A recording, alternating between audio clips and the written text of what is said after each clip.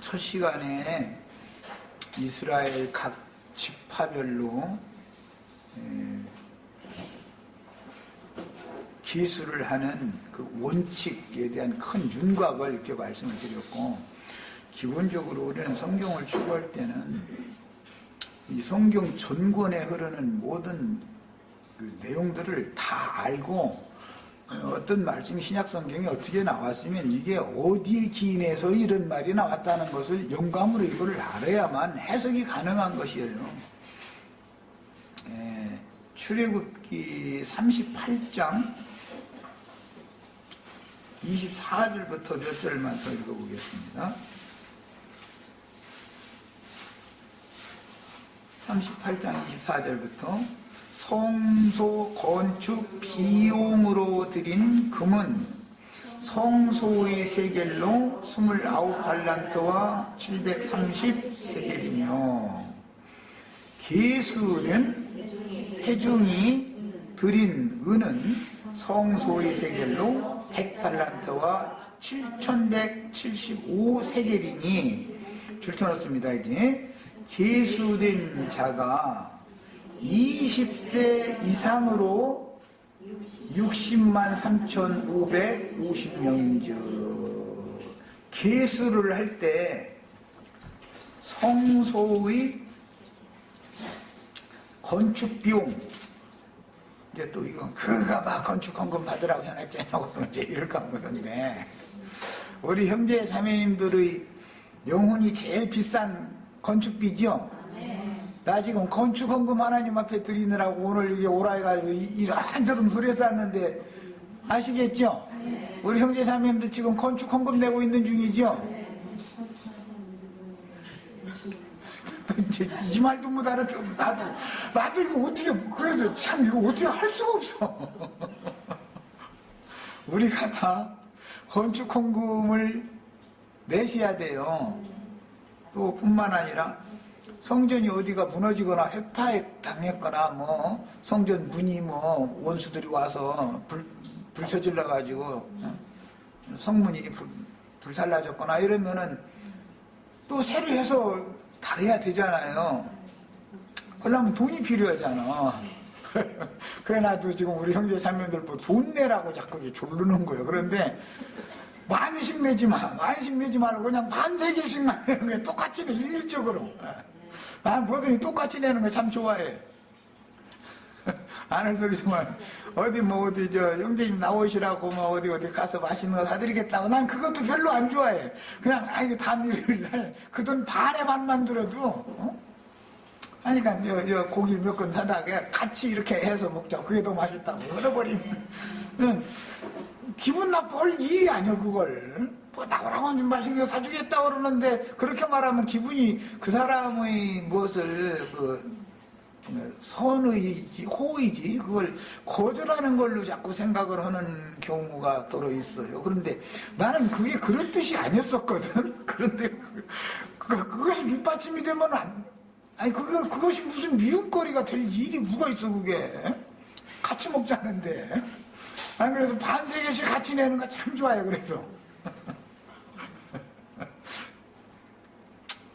그래서 성소의 세겔로 각 사람에게 은은 한 베가로, 은으로는 한 베가를 내고 금으로는 1,000세겔을 내는 걸로 이렇게, 은으로 한 베가, 이건 이제 20개라니까 1,000세겔을 식으로 은전을 내는 것이 속전이라고 그래요. 성소에 내는 속전, 이것을 지금 낸 얘기를 한 거예요. 이걸 가지고 성전을 건축하는 데도 쓰고, 만약에 어느 부분이 무너지면 당연히 그걸 새로 수리를 해야 되잖아요.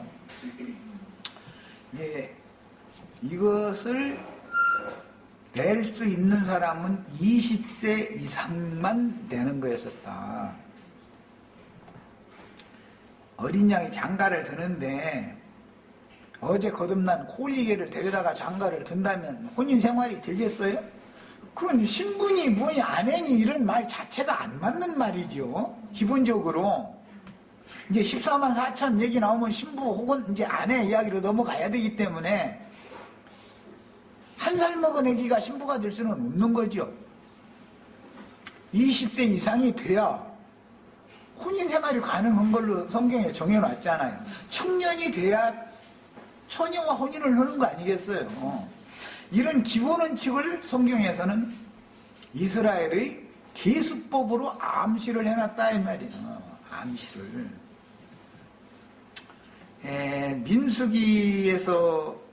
민수기 1장 3절을 읽어보겠습니다. 민수기가 이제 이런 출애굽기의 이런 율법을 민수기에서는 실제로 계수를 할 때, 민수기는 이제 광야 초입에서 한 번 하고 광야 끝에서 한 번 하고 두 번 계수하죠. 이 계수법에 대해서 알아야 인마진 자의 14만 4천이니 시온산에서는 14만 4천이니 뭐 이런 얘기를 해석할 수가 있는 거예요. 이런 사람들은 전부 인맞은 사람들이죠. 인맞았다는 표시는 뭘 했어요? 성소의 세겔로 속전을 반세겔씩을 낸 거예요. 자, 민수기 1장 3절을 우선 읽어보겠습니다. 2절부터 읽어야 되겠다. 2절부터. 너희는 이스라엘 자손의 모든 회중 각 남자의 수를 그들의 종족과 조상의 가문에 따라, 여기에서 이스라엘 각 지파별로 이렇게 돼 있죠. 그 명수대로 계수할지니. 계시록에서는 14만 4천 1만 2천씩 12지파 똑같았어요. 그러나 구약성경에서는 각 지파별 똑같지가 않죠. 그런데 여기에도 여자는 계수되지 않았죠. 그래서 시온산에선 14만 4천이 되려면 다 남자가 돼야죠. 문장이 그렇게 돼 있잖아요. 여자로 말미암아 더럽힘을 받지 않았으니까 남자일 거 아니에요. 시온산에선 14만 4천은 여자로 말미암아 더럽힘을 당하지 않은 사람이잖아요. 그냥 여자를 모르는 사람만 또 시온산에 들어간다 또 뭐 이런 말이 아니고, 거기서는 이세벨의 교훈으로 그 영혼이 더럽힘을 당하지 않은 사람입니다. 음료의 교훈으로. 음료의 잔에는 온갖 더럽고 가증한 것들이 그 잔에 가득하다 그랬죠? 발람의 교훈, 니골라당의 교훈, 이런 것들을 그냥 음료가 그냥 금잔에다 들고 있다가 그거 오는 대로 이렇게 따로 마셔 주기는데, 그거 마시면 다 취해가지고 미쳐버리죠? 그게 음료가 사람들을 꿰가지고 영혼을 망하게 만드는 데는 그 금잔에다 담은 그 더럽고 가증한 것들을 이게 섞인 포도주다 이제 이렇게 표현했는데, 그거 마시면 다 죽는 거잖아요. 상징들이죠. 그러니까 시온산에서는 14만 4천은 여자로 말미암아 더럽힘을 당하지 않았으니까 신분이 남자여야 될 거 아니냐, 기본적으로 문자적으로 봐도. 이스라엘 중 20세 이상으로 싸움에 나갈 만한 모든 자를 너와 아론이 그 진영별로 계수하되 각 지파의 각 조상의 가문의 우두머리 한 사람씩을 너희와 함께하라. 각 지파장의 명예하에 또 그 각 가문대로 해서 너희 집에 가족이 몇 명이야 이런 식으로 해서 숫자를 조사해가지고 각 지파별로 무슨 지파에 몇 명 최종적으로 이렇게 계수를 한다 말이에요. 이게 이스라엘의 백성들에 대한 계수법이에요. 자, 이제 이런 율법을 일단 알고 있어야 계시록에 시온산에선 14만 4천 이야기나, 오늘 우리가 이제 계시록 10장으로 다시 돌아갑니다. 나누고자 하는 이스라엘 각 지파별로 이렇게 돼 있죠. 계수를 할 때 이스라엘 자손이 각 지파 중에서 이렇게 돼 있잖아요. 이방 가운데 구원받은 사람은 어느 지파가 없죠. 그러니까 이것은 분명히 육신대로 난 이스라엘 12지파를 지금 말한다라는 것은 누구나 다 할 수 있는 얘기죠. 고린도전서 10장 18절 그 용어를 구분을 좀 해보게 한번 읽어보겠습니다. 고린도전서 10장 18절 한 절만 읽고 뭐 이런 것을 찾아내기는 한두 것도 없이 찾아내야 되니까 뭐 다 할 수 없으니까 한 절만 대표적으로 읽어보고, 그리고 나서는 이제 성경이 말하는 이스라엘이라는 용어가 어떤 의미를 갖는지를 이제 설명을 좀 하려고 그래요. 자, 10장 18절. 육신을 따라 난 이스라엘을 보라. 이 말은 육신적인 이스라엘을 지금 말하는 것이죠. 영적 이스라엘이 아니죠. 성경에는 처럼 육신을 따라 난 이스라엘 얘기도 나오고 영적 이스라엘 얘기도 나오기 때문에 문맥의 흐름을 봐가지고 지파 구분이 없이 계수가 된 사람들을 말할 때는 이것은 영적 이스라엘의 계수다라는 것을 누구나 알 수 있는 문제인 것이고, 이스라엘 자손의 각 지파별로 지파 중에서 인침받은 자가 12,000명씩 이렇게 말할 때는 육신을 따라 난 이스라엘의 계수다라는 것을 누구나 알 수 있죠. 이런 성경을 해석하는 기본 원칙도 몰라가면서 7장에 나오는 14만 4천도 어린 양의 신부고 14장에 나오는 14만 4천도 어린 양의 신부다 이러고 어거지를 쓰는 이런 사람들 만나면 정말 참 결국은 아무리 설명하려 해도 설명이 왜 안 되느냐. 오늘 우리가 지금 읽은 출애굽기로부터 시작해서 장정만, 남자만 계수하고 여자와 어린아이는 계수에 들어가지 못하는데 20세 이상 된 생명의 속전을 내는 사람들만을 계수를 하는 얘기가 근본적으로 이게 무엇 뜻인가를 아는 사람에게나 이스라엘 자손 각 지파 중의 12,000씩 14만 4천이 이런 사람들이다. 또 시온산에선 14만 4천은 이런 사람들이다라는 것을 설명을 해서 시온산에선 14만 4천은 어린 양의 신부가 될 수 있지만 계시록 7장에 나오는 이스라엘 자손의 각 지파 중에서 14만 4천은 아내에는 들어갈 수가 있지만 신부에는 들어가지 못하는 거다. 그 다음에 신부나 아내, 믿기만 하면 신부나 아내가 다 되느냐? 그렇지가 않은 거다라는 말을 설명을 하기가 어렵죠. 이것을 무슨 재주로 설명을 해주겠어 지금. 오늘날 기성교계 중에 예수 믿는 사람이 2000여 년 동안 얼마나 많은 사람이 다 예수를 믿었어요? 그런데 예수 믿은 사람들이 다 시온산에서는 14만 4천에 다 들어가지는 않았죠. 10처녀 중에 5처녀는 이제 대표적으로 두 여자를 말할 때는 집에서 매를 둘이 다 갈고 있는 거예요. 그런데 한 여자는 데려감을 받고 한 여자는 버려둠을 당했다는 거예요.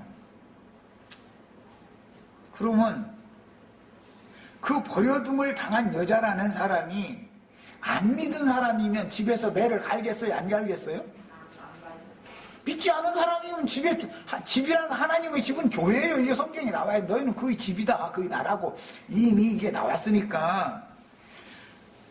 믿지 않는 사람은, 믿지 않는 여자는 집에서 매를 갈 필요가 없죠. 세상은 하나님이 집이 아니잖아. 세상에서 매 가는 것은 뭐 공장에 가서 뭐 사무실에 가서 열심히 일하는 것이 뭐 어쨌든 음식 준비하느라 그런 거니까 그것도 이제 자기 새끼들로 먹고 살려고 가서 일하는 거지. 그것은 집에서 매 간다고 하지 않죠. 자, 집에서 매를 갈다가 하나가 데려감을 당했다. 그 말은 온전한 구원을 이루어가지고 구속의 날까지 첫 번째 반세계를 주님이 값없는 은혜로 은사로 주셨죠. 구속을 받았죠. 그 다음에 한 세계를 사실은 하나님이 받는 건데 나머지 반세계를 바칠 때는 언제냐면 20세 이상이 된 다음에 바쳐야 되는 거니까 그것은 이미 구속받은 사람 보고 구원의 날까지 구속의 날까지 인치심을 받았느니라. 그러면 첫 번째 앞에 나오는 구속을 받은 것은 완성된 구속을 향하여 가기까지의 인침을 여기 이제 인침받는 얘기예요. 그 얘기인 것이죠. 여기서 인을 쳤다라는 말은 두 번째 구속에까지 이르는 사람들을 지금 말한다 이 말이에요. 첫 번째 시간에 내가 이걸 계속 강조해서 말씀을 드린 거예요. 우리가 지난 죄들을 사면받는 경우도 성령으로 인침을 받았기 때문에 그게 가능한 거죠. 그래서 거듭났어요. 죄들을 사면받고 거듭났어요. 그럼 그것이 끝이 아니고 또 구속의 날까지 이제 거듭난 사람에게나 인침이 있는 것이죠. 성령이 계속 와서 인을 치죠. 우리 죽는 날까지.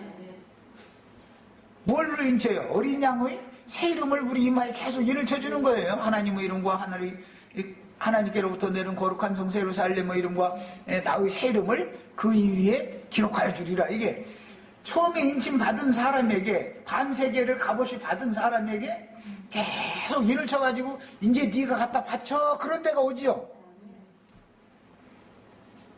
이미 반세계를 받은 것을 정말로 완전한 하나님이 받으시는 성소의 세겔로 해서 갖다 바치는 때가 내가 시집가는 때지요.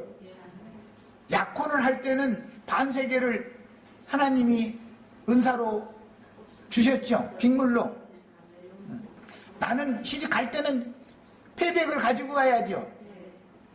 그게 히브리인들이 혼인예법이에요. 신랑집에서 빅물을 보내면 그걸 가지고 자기 몸에 맞는 치수에 따라서 옷을 지어서 입고 단장도 다 하고 이렇게 하고서 시집을 갈 때는 그 패백을 가지고 가는 거예요. 그냥 빈손으로 가는 게 아니에요.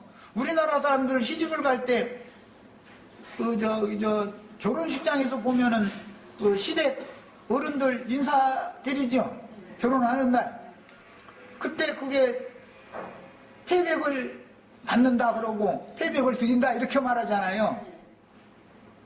약혼을 할 때 이미 그 빅물을 받은 것을 가지고 패백을 해서 가져가는 거예요. 그런 것인데 요새는 이제 이 혼례법이 변질되어 버려가지고 이제 엉뚱한 쪽으로 하지만 사실은 히브리인들이 혼례법은 신랑집에서 빅물을 보낸 것을 가지고서 패백을 만들어 가지고 가는 거예요. 그러니까 사람이 영혼이 창조되는 문제와 만들어지는 문제는 다른 거예요. 성경에서 지으시고 만드시고 이걸 아셔야 돼.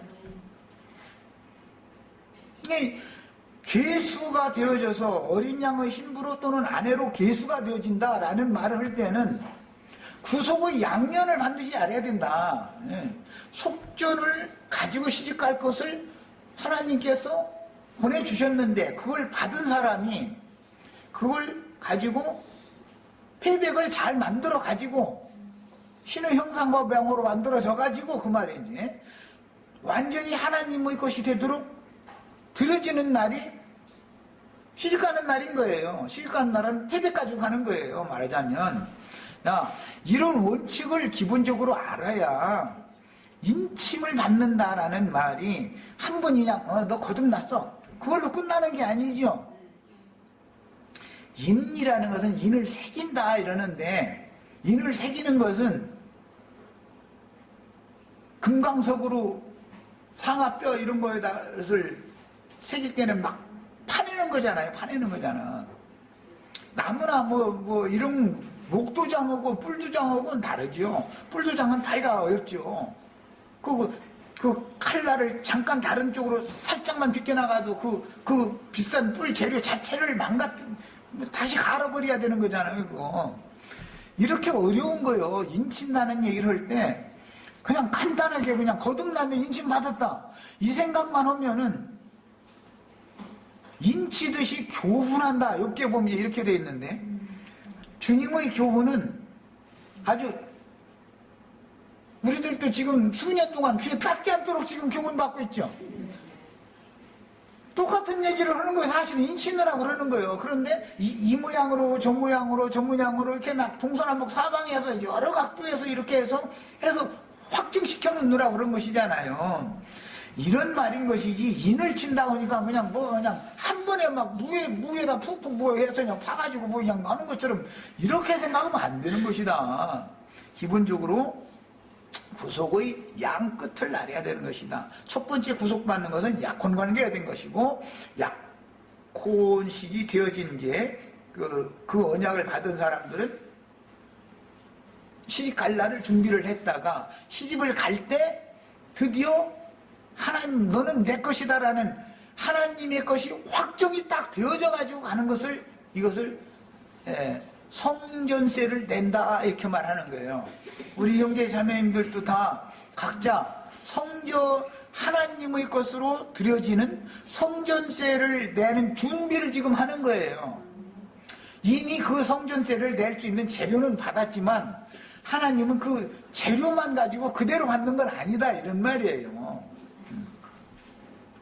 자, 기본적으로 이런 원리를 알아야 되는 거예요. 자, 이제 세부적인 말씀으로 이제 들어갑니다. 계시록 7장 4절, 내가 입맞은 자의 수를 들으니 이스라엘 자손의 각 지파 중에서는 육신을 따라난 이스라엘 사람들이 계수법이다라는 것을 확증하는 말이다 이 말이에요. 영적 이스라엘은 각 지파가 없으니까 말이에요. 자, 입맞은 자들이 14만 4천이니, 자, 여기 14만 4천은 이제 영적 의미가 그리스도 형상과 모양으로 그리스도의 충만에 이른 장성한 자들만 여기에 계수되었다 그런 뜻이다 이 말이에요. 이거는 자, 이미 앞에서 살펴본 바와 같이 먹그릇을 찬 천국의 서기관들을 통해서 성령의 인을 맞은 참 그리스도인들은 그리스도의 영과 예수님의 정신이 각 사람의 영과 마음에 새겨졌으므로 이것은 단번에 인이 새겨지는 게 아닌 것이다. 도장이라고 표현을 했으니까 우리는 신비에다 이걸 새겨야 되니까 말하자면은 그 상아뿔보다 더 좋은 고급 뿔을 우리는 받았지요, 재료는. 그런데 그 재료에다가 하나님의 이름과 하늘의 하나님께로부터 내려온 거룩한 성 새 예루살렘의 이름과 예수님의 새 이름이 기록되어져 가지고 가야 되는 것이죠. 이 말이에요. 지금 인친다는 것은 그런 과정이 필요하다 이 말이에요. 이것은 전부 신비에다가 새기는 문제예요. 몸의 구속을 받아서 하늘 성전으로 추수되기까지 인침은 계속 받는 것이다. 오늘도 이만큼 지금 우리들은 인이 더 새겨졌죠. 그 다음에 본문에서 이스라엘 12지파의 14만 4천이라는 특별한 수 인맞은 자들은 교회 시대의 끝에 온 지구상에 흩어진 이스라엘 민족들 중에서, 이것은 지난 시간에 충분히 말씀드렸어요. 예수님의 예언을 따라서 로마에 의하여 이스라엘이 가루로 만들어져서 흩음을 당했죠. 3분의 2는 죽고 3분의 1만 살아남아가지고 그것도 온 천지사방 흩음을 당한 거예요. 긴 시간이 지난 다음에 1948년도 5월 24일 날 주님께서 흩어졌던 가루들을 다시 불러 모았죠. 천지사방에서 모아가지고 그들이 조상의 하나님이 약속으로 주신 땅인 가나안 땅에다가 이스라엘 공화국을 세웠어요. 다시. 그래서 이제 없어졌던 나라가 하루아침에 딱 생겨나 버린 거예요. 하나님은 그래서 부활이요 생명이시며 잉태케 하시는 하나님이니까 해삼케도 하시는 하나님이라는 예언이 이루어진 거예요. 자, 그래가지고 지금 1948년도고 지금은 2013년도니까 올해 5월 24일 날이면 65주년 이스라엘 건국 65주년 기념 행사를 이제 곧 하겠죠. 지금 1월 달이면 앞으로 이제 4달만 지나면은 65주년 기념 행사를 할 거 아니에요. 이런 시점에 우리가 현재 살고 있어요. 현재적으로. 그럼 우리가 살고 있는 시기가 언젠지도 알고 살아야 되잖아, 사람이. 아무 시도 때도 모르고 어떻게 산다는 게 이거 멍청한 짐승이나 똑같은 인간이지 그게. 내가 어느 시에 어느 때에 살고 있는지도 모르고 산다면 그 짐승이지 뭐야 그거. AD 70년에 가루로 만들어서 흩음을 당했는데 2013년도니까 뭐 혹시 2070년에는 뭔 일이 있을 수도 막 꼭 그렇다는 건 아니고 그럴 수도 있다 이거지. 그럴 수도. 누가 없다고 장담할 거면 꼭 그렇다고도 장담 못하지만 누가 없다고 장담할 거야. 응? 하나님은 때와 기한을 정해두시고 그분의 일을 1초도 틀림없이 정확하게 지금 하나님의 시간표 시계반을 돌리고 있는 거예요. 우리는 이걸 믿는 거예요. 예, 우리는. 이건 이제 이거를 안 믿는 사람들은 뭐 천년이라는 것은 무엇이 어떻게 뭐라고 탈명해 하나님으로 탈바꾸려는 거다. 자꾸 참 해석도 좋아져. 그러면 또 할렐루야 아멘이요. 막 이게 뭐 히브리 어쩌고 했다면. 난 히브리 암만 사전 찾아봐도 천년이랑 하나님을 탈바꾸면 사전 다 못 봤어. 사전 있는 대로 다 뒤져봐도 없어. 그런 해석이. 참 신기해 하여간.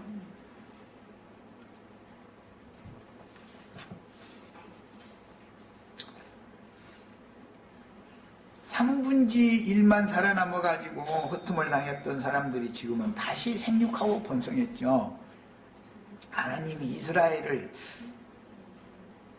메시아를 보냈을 때 메시아를 죽인 자들에 대해서 징벌을 내릴 때 싹 쓸어 죽여버린 게 아니고 이스라엘 12지파가 없어진 게 아니고 3분지 2만 멸망당하고 3분지 1은 살아남았죠. 그래가지고 지금 다시 생육하고 번성을 했는데 이스라엘 나라, 이스라엘 공화국의 모든 국민의 숫자보다 미국에서 살고 있는 이스라엘 사람들의 숫자가 사실 더 많아요. 그런데 유럽 전역에 러시아에 이런 데 흩어져서 살고 본토로 돌아오지 않은 사람들의 수를 다 합하면 어마어마한 수인 거지. 그러니까 알고 보면 그만큼 베냐민 지파가 벌이 날 뻔했는데 600명이 다시 생육하고 번성해가지고 다른 지파와 비등비등하고 또 수가 적게 번성한 지파보다 베냐민 지파가 수가 더 많게 됐다라는 건 하나님이 그들에게 자손을 더 막 600명이 버뜨렸는데 몇십만 명이 버티는 것보다 숫자가 더 등등하게 만들어 놔버렸어. 이게 누가 하는 거예요 지금 다? 어느 집안에는 서로 어른거리면서 싸워가면서 사는데도 아들은 많이 낳는 집안도 있고 어느 집안은 아주 내가 죽고 못 사는데도 자식을 못 낳는 집안도 있고 참 세상을 팔자 쏘고 하냐고. 알 수 없어 이거. 하나님이 생명의 주인이기 때문에 그분이 다 그렇게 하시는 거예요. 네, 저번에도 내가 그런 얘기였는데 내가 우리 김명숙 자매 꼭 마음에 들어서만 뭐 하고 이 나이 먹었는데 그러고 사는 리가 있어요? 마음에 안 들다가도 주님께서 나에게 아들, 딸 그런 아이 그 딸 주셔가지고 오늘날에는 또 많은 이제 손주들 이렇게 주시려고 김명숙 자매를 나에게 배필로 주셨으니까 내가 만약에 좀 박해를 하면은 아이들이 저희 엄마한테 효도를 하겠냐 이 말이에요. 그런 걸 생각해서 나는 아이들한테는 나한테는 미움받지 가령 당했을지라도 자식들한테는 권리를 충분히 자기 그만큼 수고한 그게 있으니까 인정받아야 된단 말이에요. 그래서 나 아이들 보고는 나한테는 아무렇게 상관없지만 너희 엄마한테는 함부로 하면 절대 안 된단 말이에요. 난 교육을 그렇게 시키는 거예요.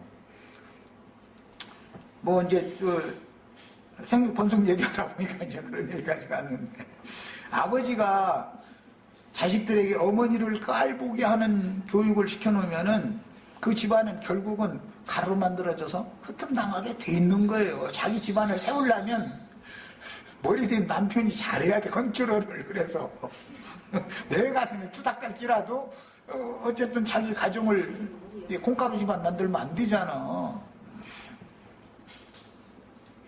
자, 그래서 이스라엘 12지파의 14만 4천이라는 특별한 수의 인마진 자들은 교회 시대의 끝에 온 지구상에 흩어진 이스라엘 민족들 중에 3분지 1이 살아남아서 생육 번성한 사람들 중에 그 말이요. 오는 새 세상에서 하나님 나라로 하나님의 제사장 나라로 원래 만민 중에서 이스라엘 12지파를 택한 것은 제사장 나라로 삼으려고 택한 거였었죠. 출애굽기 19장에 나오는 말이요 이게. 그런데 그들이 제사장 나라를 제대로 못했기 때문에 이렇게 징벌이 왔던 거잖아요. 그러나 천년왕국에서는 본래 그들이 만민천하 만민 중에서 택함을 받은 선민이라고 하는 것을 회복한다 이 말이에요. 그게 제사장 나라가 되는 거예요. 제사장 나라라는 것은 복음을 전해서 사람들을 조물주 하나님의 것으로 드리는 직무를 수행하는 걸 말하는 거예요. 그 일을 이제 이 이스라엘 12지파가 신앙이 회복되면 그 일을 맡아 한다 이런 말이에요. 그렇게 되면 그들이 복음의 세상 직무를 잘 수행을 할 때 그들에게 맡겨진 약물이들이 당연히 있겠죠. 자, 이 사람들을 14만 4천이다 이렇게 해놨단 말이에요. 자식을 낳는데 각 지파가 공평하게 1만 2천씩 낳는 거예요, 말하자면. 구약시대에는 그렇게 낳지를 않았죠. 자, 각 지파별로 계수된 자의 수가 공평하게 1만 2천씩이다. 그 말은 그들이 받을 천년왕국의 기업이라고 하는 것은 공통적으로 똑같다 그 말이겠죠. 야, 기업이라는 것은 그리스도를 말하는 건데 그리스도를 어떤 지파는 더 많이 알고 더 많이 깨닫고 더 누리고 이런 것이 아니라 그리스도의 하나님의 아들 예수 그리스도가 누군지를 아는 지식이 이스라엘에게 똑같이 공평하게 똑같이 그렇게 구원을 다 이룬다 이 말이요.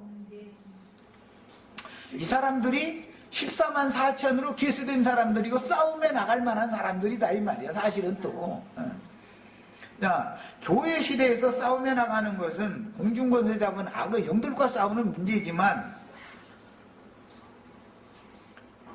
천년왕국 백성들이 싸운다라는 것은 곡과 마곡의 전쟁에서 이겨야 되는 거죠.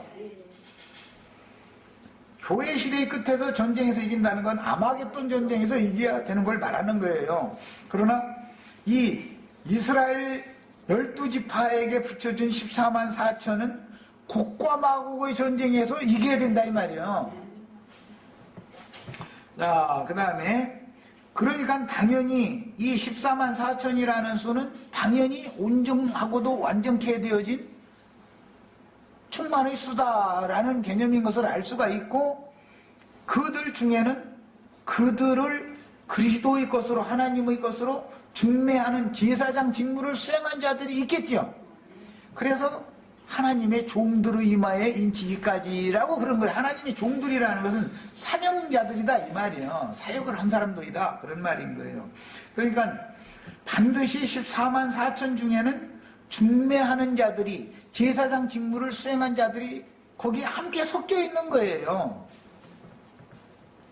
그 천년 기간에 신앙이 회복될 혈통적인 선민들인 이스라엘 12지파에 속한 14만 4천은 그 천년이 찬 후에는 그 천년 기간의 신부였던 시온산의 14만 4천과 함께 영세에서는 아내의 신분이 되는 것이다. 이제 계시록 21장, 22장 5절까지의 그 내용을 보면 신부와 아내, 예루살렘과 예루살렘을 교차적으로 계시를 하죠. 그래서 그걸 읽을 때는 잘 읽어야 돼요. 정신 들여서. 아, 이것은 아내 얘기를 할 때는 계시록 7장에서 입맞은 자들을 염두에 두는 말인 거예요.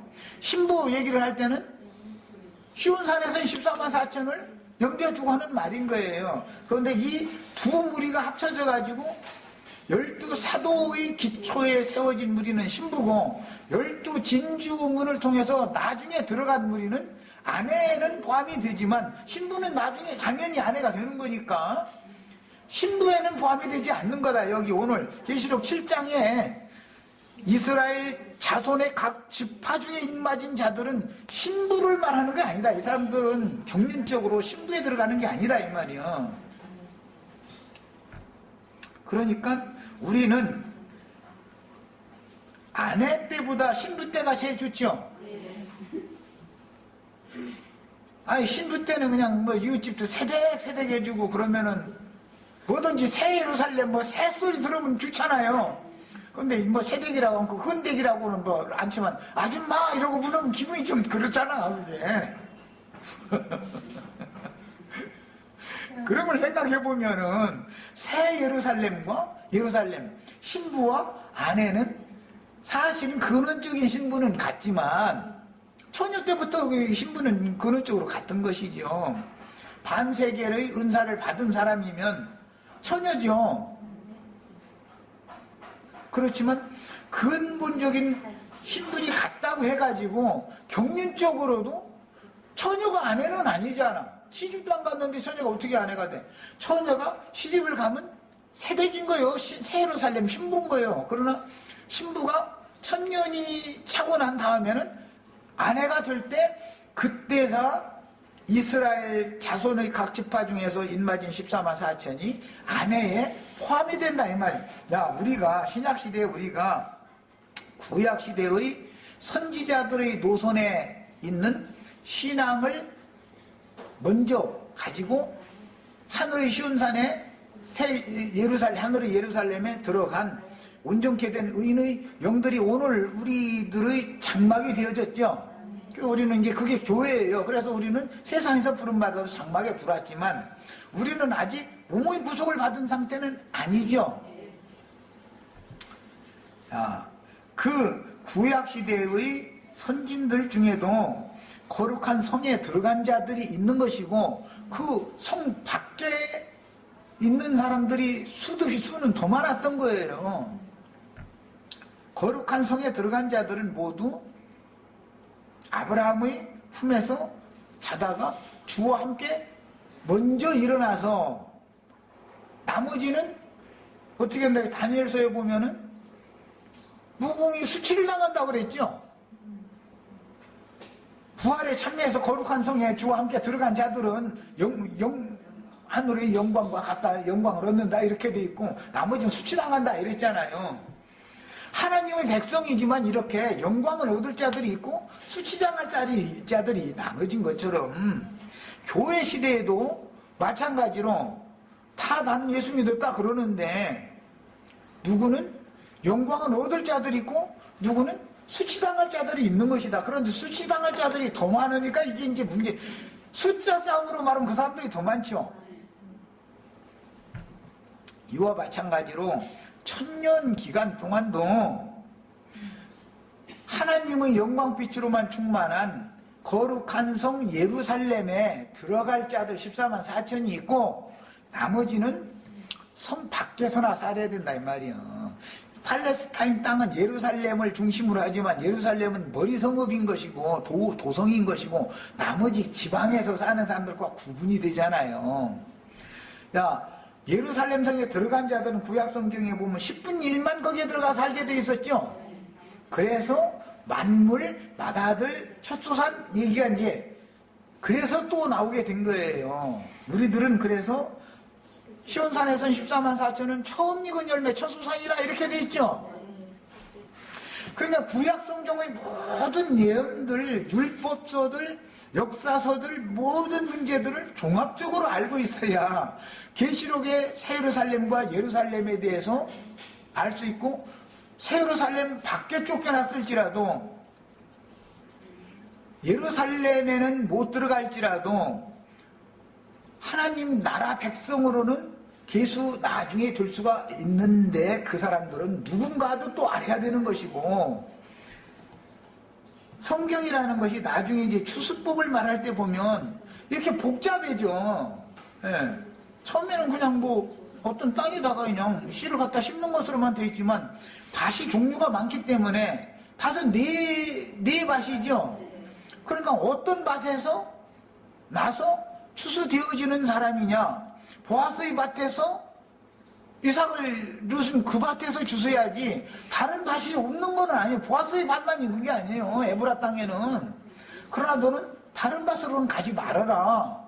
보아스의 밭에서만 이삭을. 우리는 그래서 전도를 하면 보아스의 밭에 와서 이삭 주셔라. 여러분들은 그렇게 말해야지 그냥 아무데나 장로교단 가고 싶으면 가고 침례교단 가고 싶으면 가고 아무같이나 가고 싶은 대로 가. 이렇게는 않지요.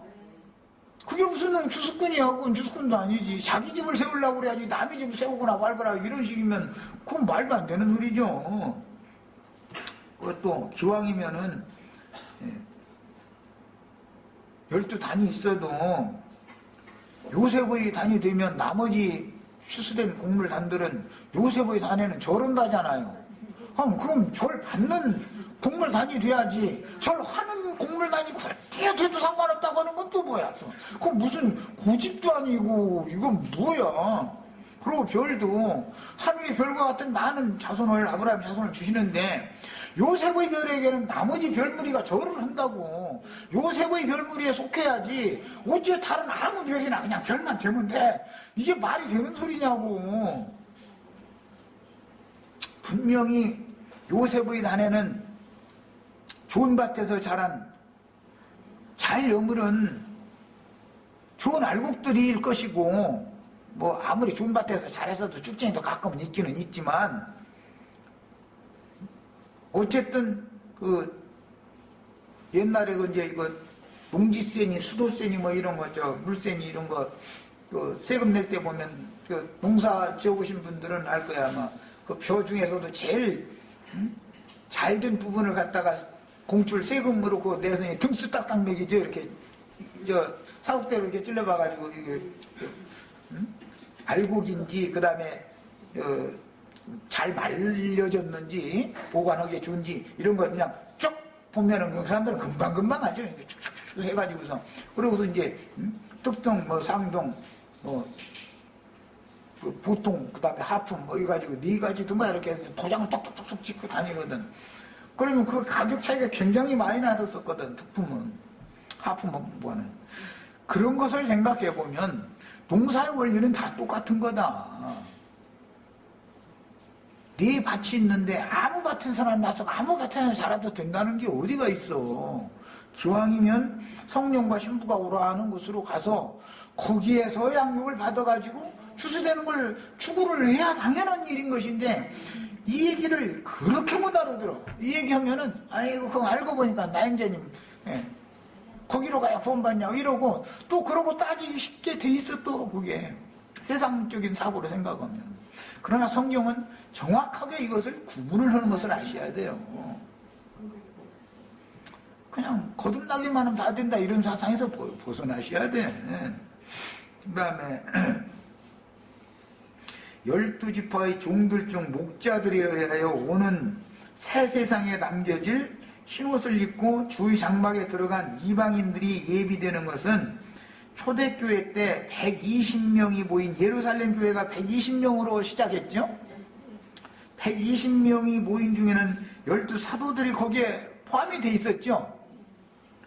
이런 이치와 같이 1만 2천이라는 것은 120을 1000배수한 숫자를 사용하므로 계시록 14장의 시온산에선 14만 4천과 각 이스라엘 자손의 각 지파 중에서 인침받은 1만 2천씩의 14만 4천은 전혀 민족이 다른 민족이다. 이방 민족을 말하는 것인지 혈통적인 육신을 따라서 난 이스라엘을 말하는 것인지 영적인 이스라엘을 말하는 것인지를 우리는 정확하게 구분해가면서 성경 읽어야 된다 말이에요.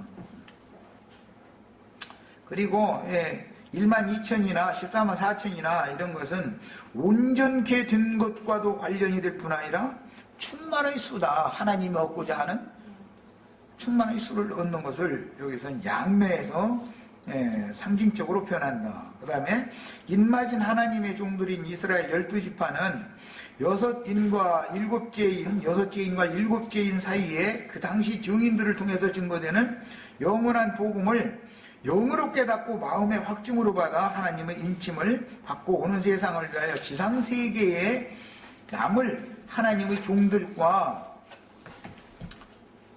이 이야기는 지난 시간에 말씀을 드린 것처럼 사도 요한이 죽고 증인들이 보냄을 받을 때 그때는 열린 작은 책의 말씀을 받아가지고 나가서 열국과 백성과 모든 민족에게 다시 예언을 하여야 하리라. 그때부터 영원한 복음이 전파되는데 그 영원한 복음은 교회 시대의 종교를 가져오는 교회의 마무리 추수가 됨과 동시에 새 하늘과 새 땅, 천년 왕국을 위해서는 이스라엘 12지파가 그루터기로 남겨져 가지고 복음의 세상 직무를 할 자들에게 인을 치는 기간이다 이거예요. 때가.